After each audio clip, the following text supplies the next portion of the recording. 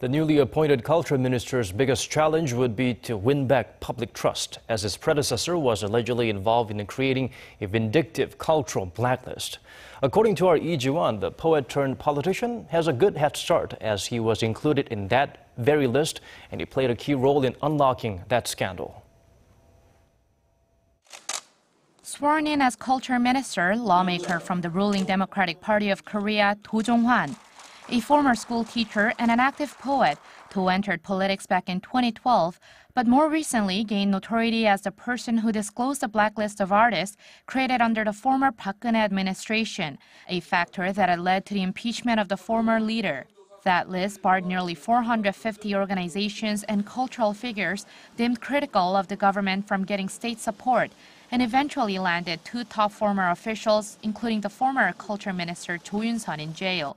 Do Jong-hwan wound up on the list himself, one of the reasons why in his confirmation hearing, he vowed to make sure such lists are done away with.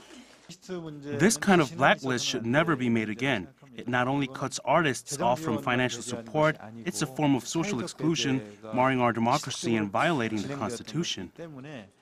And there he promised to set up a special committee to thoroughly investigate the matter. Some have voiced concerns that the ministry will create a new, different blacklist under his supervision, but Minister Do said he'll make sure that doesn't happen. Just a few days into the job, the new minister is hard at work on one of the country's top priorities, preparations to successfully host the 2018 Pyeongchang Winter Olympics.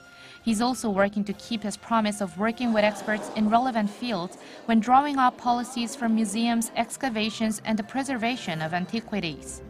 That, along with providing financial support for the less privileged to narrow the cultural engagement gap between income groups. But most importantly is restoring the people's confidence in the ministry.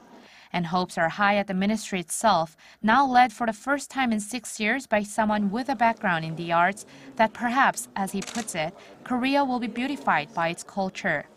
Lee Ji-won, Arirang News.